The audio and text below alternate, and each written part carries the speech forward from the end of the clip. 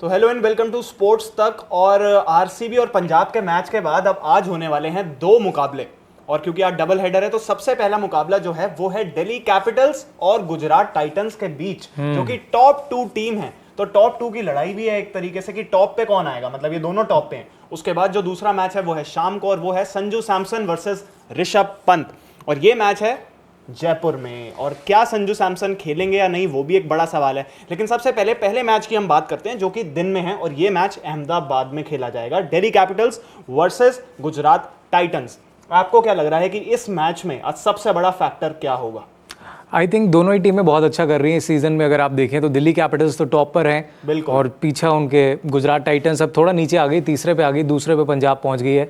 लेकिन मुझे लगता है कि पंजाब इस वक्त, अब क्योंकि कल जीत गए थे, हाँ बिल्कुल नंबर 2 पर आ गई है, तो पंजाब को भी आप काउंट कर सकते हैं।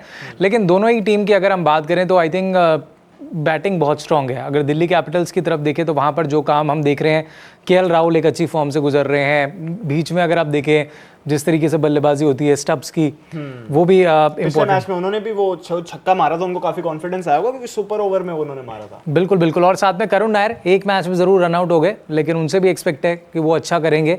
जैक फ्रेजर मैकगर थोड़ी कमजोर कड़ी है दिल्ली कैपिटल्स की, लेकिन जब तक टीम जीत रही है हाँ वो वही नजर आ रही है। अभी फैफ डु प्लेसी का काफी प्रॉब्लम हो रहा है कि फैफ इस वक्त अवेलेबल नहीं है, तो इस वजह से जेक फ्रेजर मैकगर को इनको जबरदस्ती खिलाना पड़ रहा है। और साथ में उनके ओपन अभी अभिषेक पोरल कर रहे हैं, 3 पे करुण नायर, 4 पे केएल राहुल। लेकिन अगर फैफ आ जाए तो फैफ सीधा रिप्लेस कर देंगे जेक फ्रेजर मैकगर्क को। और अगर दोनों टीम्स के हेड टू हेड की बात की जाए तो यार 5 मैचेस इन दोनों टीम्स ने खेले हैं, जिसमें 3 मैचेस दिल्ली कैपिटल्स जीती है, 2 मैच जीती है शुभमन गिल की गुजरात टाइटंस। अब आज के मुकाबले में वहां पे टॉप 3 भी बहुत ज्यादा सॉलिड हैं। जॉस बटलर नंबर 3 आते हैं और ओपन करते हैं साई सुदर्शन और शुभमन गिल। तो इनका और दोनों ने पिछले मैच में अर्धशतक लगाया था। अगर आप देखें लखनऊ के खिलाफ मैच बहुत था, अच्छा चल रहा है, बहुत अच्छा सीजन चल रहा है। मुझे लग रहा है दिल्ली के लिए जो बचने वाली बात होगी ना इस मैच में वो मोहम्मद सिराज है, क्योंकि अगर आप देखें पावर प्ले में उनकी 8.5 की इकॉनमी है और 10 विकेटें निकाल चुके हैं अब तक वो, तो वो बहुत जबरदस्त फॉर्म में चल रहे हैं। और उन्होंने दिखाया कि भाई आपने भले ही चैंपियंस ट्रॉफी में देखा उनको नहीं था, उसके बाद से भी वो टीम में जब मतलब उनकी टीम में सिलेक्शन नहीं हो पा रहा था, तो उन्होंने वो आईपीएल में कर दिखाया। और आई थिंक मोस्ट कंसिस्टेंट गेंदबाज है अभी के टाइम पे। अगर आप देखें जोफ्रा आर्चर ने बाद में वापसी की, इन्होंने शुरू से लीड किया और रबाडा नहीं है इनके यहाँ पे, तो फिर उस वजह से ये लीडर ऑफ द पैक भी है एक तरीके से। प्रसिद्ध कृष्णा भी है, इनकी बॉलिंग भी बहुत जबरदस्त है। I think middle order concern है, मिडिल ऑर्डर जीटी का कंसर्न है, क्योंकि अगर ऊपर से रन नहीं बनते बटलर के, ऊपर से रन नहीं बनते शुभमन के और साई सुदर्शन, तीनों में सबसे ज्यादा मुझे इंप्रेस साई सुदर्शन ने भी किया है, क्योंकि लगातार वो बंदा कंसिस्टेंट है, लगातार रन्स बना रहा है, स्ट्राइक रेट भी बना रहा है। और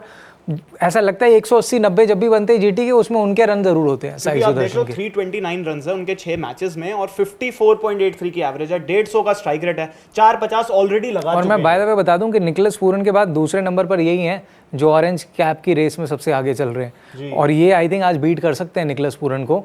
हालांकि निकोलस का भी मैच है शाम में, तो ये कंपटीशन ऑरेंज कैप का भी है। स्ट्राइक रेट नेक्स्ट लेवल का जा रहा है। हाँ बिल्कुल उनका स्ट्राइक रेट, लेकिन आई थिंक जो रन ज्यादा बनाते हैं शायद उसी को कैप मिलती है। तो उस लिहाज से मुझे लगता है कि आज मौका है साई सुदर्शन के पास कि अगर वो अच्छी इनिंग्स खेल जाए तो। बिल्कुल। अब जॉस बटलर एक ऐसे प्लेयर हैं जो कि राजस्थान रॉयल्स में 7 सीजन खेले थे उनके लिए, अब यहाँ आ गए हैं और यहाँ पे भी देखिए 6 मैचेस में 218 रन है, 43.60 की काफी हेल्दी एवरेज है, स्ट्राइक रेट है 157. और ये भी देखिए कि लकी रहे हैं जीटी के लिए, अनलकी रहे हैं राजस्थान के लिए, क्योंकि इतना बड़ा नाम उन्होंने अपनी टीम से जब जाने दिया तो वो इम्पैक्ट पड़ना था, क्योंकि ये मैच विनर प्लेयर है। बिल्कुल। ये कैप्टन भी रहे हैं अपनी इंग्लैंड टीम के लिए, आप देखिए कितने टाइम तक, और इन्होंने बैटिंग भी बड़ी अच्छी करी है। किसी भी नंबर पर आपको ऑप्शन देते हैं बैटिंग करने का। विकेट कीपिंग में आई थिंक बहुत बेहतर करते हैं विकेट कीपिंग भी, तो एक बहुत ही इंपॉर्टेंट प्लेयर इन्होंने अपनी टीम से जाने दिया। और आज जो है वो बहुत अच्छा कर सकते हैं दिल्ली कैपिटल्स, क्योंकि दिल्ली कैपिटल्स अब तक एक मैच हारी है इस टूर्नामेंट में। बिल्कुल। और बाकी लगातार जीती है। खिलाड़ी है जो आप बात कर रहे हैं ना, जैसे जॉस बटलर, वो है केएल राहुल, वो भी किसी पोजीशन पे भी बैटिंग कर सकते हैं। ओपन भी करके मैन ऑफ द मैच मिला है और नीचे भी बैटिंग करके मैन ऑफ द मैच उनको मिला, जो 93 मारा था 4 नंबर पे। उनका चलना बहुत इंपॉर्टेंट है। 5 मैच में 238 रन है, 59.50 की एवरेज है, 154 का यार इस बार स्ट्राइक रेट भी अच्छा है केएल राहुल का। बिल्कुल। और 250 बना चुके हैं, और दोनों में इनको मैन ऑफ द मैच मिला। और जिस मैच में आपको याद है 15 पे आउट हो गए थे, करुण नायर ऊपर से आउट हो गए थे, उसके बाद सब लाइन लग गई थी। तो केएल राहुल बीच में बहुत इंपॉर्टेंट फैक्टर जो है वो प्ले करते हैं। और सबसे बड़ी बात कि केएल राहुल अगर आप देखें तो इस बार थोड़ा तेज भी खेल रहे हैं, उनको T20 वर्ल्ड कप दिख रहा है अगले साल। उन्होंने बोला कि भाई मैं इस बार इनिंग्स ऐसी खेल के जाऊंगा क्योंकि मुझे जगह बनानी है। विकेट कीपर्स हैं, सबसे अच्छी परफॉर्मेंस केएल राहुल की चल रही है, मतलब इंडिया के जितने विकेट कीपर। और दूसरी और करुण नायर पे भी नजरें, क्योंकि करुण नायर की भी नजरें की टेस्ट क्रिकेट पे है, इंग्लैंड वाली जो सीरीज है उनका नाम भी आ रहा था कि हो सकता है उनका नाम हो सकता है उस बिल्कुल 15 में। ठीक है, दोनों फॉर्मेट्स अलग है, आईपीएल है और वो टेस्ट है, लेकिन उन्होंने डोमेस्टिक में रन इतने बना दिए कि उनको आई थिंक बस यहाँ पर रन बनाने और हाईलाइट होना है। और एक मिचेल स्टार्क जो रहे मैन ऑफ द मैच, उनका एक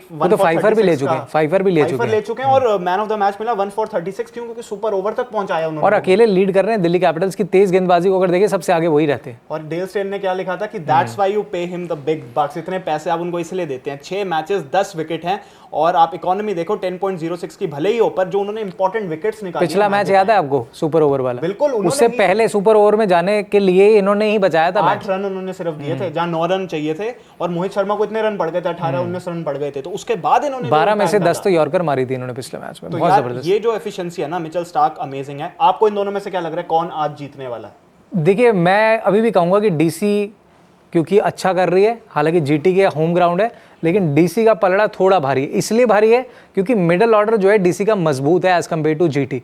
अगर आप डीसी में देखोगे तो यहाँ पे ट्रिस्टन स्टब्स जो है काफी अच्छा काम कर रहे हैं। आशुतोष भी है इनके पास और अक्षर पटेल भी बैटिंग कर लेते हैं, अच्छी बैटिंग कर लेते हैं। उन्होंने दिखाया है परफॉर्म करके, फाइनली उनको एक विकेट भी मिली बिल्कुल और रन भी बनाए। जीटी में अगर आप देखें तो राहुल तेवेतिया इतना ज्यादा इंपैक्ट छोड़ नहीं पाए। शाहरुख खान आ रहे हैं, जा रहे हैं, एक मैच में रन बना रहे हैं, एक मैच में नहीं बना रहे हैं, तो वो कंसिस्टेंसी नहीं है उनके पास। आप डीसी कह रहे हैं। अब आ जाते हैं अगले मुकाबले पे और ये मुकाबला शाम को है संजू सैमसन ऋषभ पंत। पर क्या संजू सैमसन खेलेंगे या नहीं, ये बहुत बड़ा सवाल हो जाता है, क्योंकि ऑलरेडी आप देख चुके हैं पहले 3 मैच में कैप्टन थे रियान पराग जब संजू इंपैक्ट खेल रहे थे। अब आज वो इंपैक्ट प्लेयर के रूप में भी खेलें या ना खेलें, पर टीम चाहेगी कि वो खेलें। नहीं, मुझे ऐसा लगता है कि इंपैक्ट प्लेयर के तौर पर ही आ जाए, जो रोहित कर रहे हैं अभी मुंबई इंडियंस के लिए काम। लेकिन संजू सैमसन का एज अ बैट्समैन बहुत ज़्यादा ज़रूरी है, क्योंकि भाई उनके रन्स लगते हैं, राजस्थान के लिए वो रन्स बनाते हैं। विकेट कीपिंग तो आप किसी और से भी करा सकते हैं, लेकिन उनका एज अ बैट्समैन होना बहुत ज़रूरी है। क्योंकि अगर आप देखें इस टीम में सिर्फ यशस्वी जायसवाल है जो अभी कंसिस्टेंट है। पिछले 2 मैच में उनकी 50 आई है जायसवाल की, एक में 60 समथिंग था, एक में 75 उन्होंने बनाया। तो जायसवाल कंसिस्टेंट है, लेकिन जायसवाल को और भी तो चाहिए ना साथ में कोई और खिलाड़ी जो रन बना सके। रियान पराग का क्या होता है, एक मैच में रन बनाते हैं, एक में नहीं बनाते। और पिछला मैच तो आई थिंक उन्होंने गवा दिया अपने हाथ से, जो दिल्ली वाला मैच था।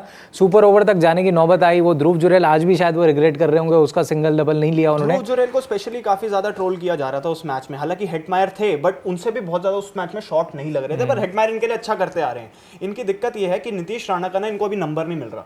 उनको जब ऊपर खिलाते हैं वो रन बनाते हैं, उनको जब नीचे पुश कर दोगे उनके रन इतने नहीं आते, तो उनको एक वो देखना पड़ेगा। जुरेल की भी बात करें तो पहले बात हो रही थी कि क्या पता वो इंडिया की स्कीम ऑफ थिंग्स में हो, बट पहला एक 70 मारा था, उसके बाद कुछ खास नहीं है। 7 मैच 185 रन 37 का स्ट्राइक रेट, और पिछला मैच स्पेशली थोड़ा सा खराब चला गया उनके लिए। खैर, अब यहाँ पे आपको क्या लगता है 3 नंबर किसको खेलना चाहिए, रियान पराग को या फिर नीतीश राणा को? मेरे हिसाब से नीतीश राणा आ जाए नंबर 3 पर और रियान पराग आ जाए नंबर 4 पर। बैटिंग उनको करनी चाहिए, लेकिन वो अभी तक इम्पैक्ट नहीं छोड़ पाए हैं। जो खिलाड़ी हैं, जो मैच विनिंग नॉक्सी, हम बार बार कह रहे थे कि भाई बहुत ज़्यादा निर्भर इनका ओपनिंग स्लॉट है जो राजस्थान का कर रहा है। तो संजू नहीं खेले तो फिर आधी कमजोरी तो और ज़्यादा आ जाएगी। बात तो निकल कर आ रही है, मैं भी शायद आज डेब्यू हो जाए उनका, लेकिन मुश्किल नजर आता है, क्योंकि मुझे लगता है कि वैभव सूर्यवंशी के अलावा क्या और कोई खिलाड़ी नहीं है आपके पास। इतनी टीम आपने बनाई है जो आकर के लीड कर सके कि ये संजू नहीं तो मैं, तो वो चीज़ है। तो वो आई थिंक राजस्थान बहुत मिस कर रही होगी इस समय जॉस बटलर को, और वो अब तो आपने गवा दिया। ना करें, अब हेड टू हेड की अगर बात की जाए ना, तो दोनों टीम में राजस्थान का पलड़ा भारी है। 4 मैच जीते हैं 5 में से, और 1 मैच सिर्फ जीती है लखनऊ सुपर जायंट्स। अब ये तब भी होता था जब केएल राहुल लखनऊ, लेकिन लखनऊ की तरफ अगर आप देखें तो ऋषभ पंत के रन थे पिछले मैच में। चेन्नई सुपर किंग्स वाला जो मैच हुआ था, उन्होंने रन तो बनाए थे, लेकिन वो पार स्कोर नहीं था जी। 180-85 उन्होंने खुद मुंह से बोला था कि भाई हम 20 रन शॉर्ट रह गए। बट मुझे पता है क्या लगता है, अगर Rishabh Pant out of form थे और वो जो रन्स आ गए वो इंपॉर्टेंट तो प्ले करेंगे। क्या होता है जब आप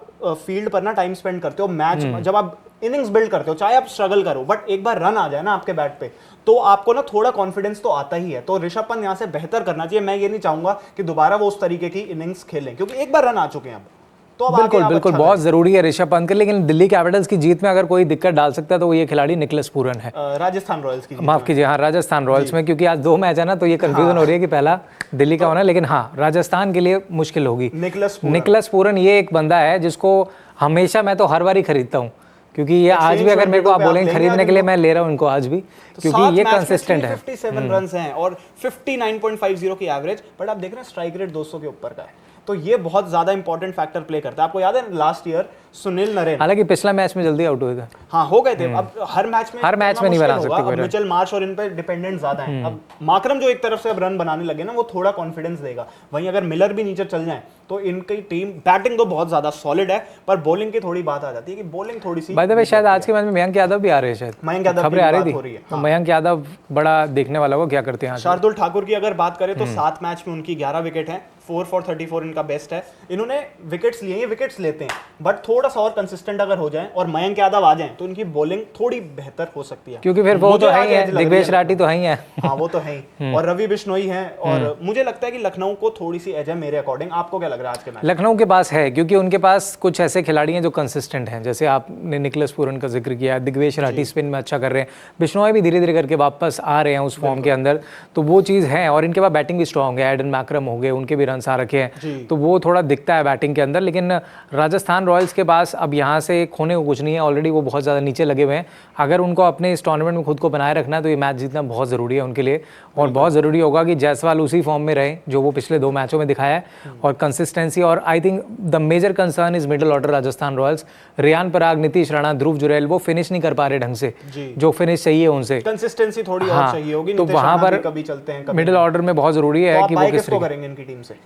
मैं आर्चर को करूंगा, क्योंकि आर्चर अच्छा गेंदबाजी कर रहे हैं, और साथ में आपने पूरन बताई दी। लखनऊ से तो पूरन बिल्कुल जाएंगे। और सेल किसको कर रहे हैं? सेल में मुझे लगता है कि आज भी मैं नीतीश राणा को करूंगा। नीतीश राणा को करेंगे, तो पिछले में हालांकि 51 बनाए हैं। चलिए देखते हैं, ये हमने आपको बता दिया दोनों मैच का सूरत हाल क्या है। संजू सैमसन उम्मीद करेंगे कि आज वो खेलें और राजस्थान के लिए कुछ अच्छा कर पाएं। फिलहाल इस वीडियो में इतना ही। हेल्दी स्नैकिंग के लिए अमेरिकन पिस्ताचियोज आप जरूर ऑर्डर कर लीजिए। पिज़्ज़ा हट पे ऑफर भी चल रहे हैं, उसको भी आप अवेल कर सकते हैं। और एक्सचेंज 22 पे हमने आपको बता दिया, आप भी बाय और सेल कर सकते हैं। फिलहाल इस वीडियो में इतना ही। लाइक शेयर सब्सक्राइब, बहुत बहुत शुक्रिया।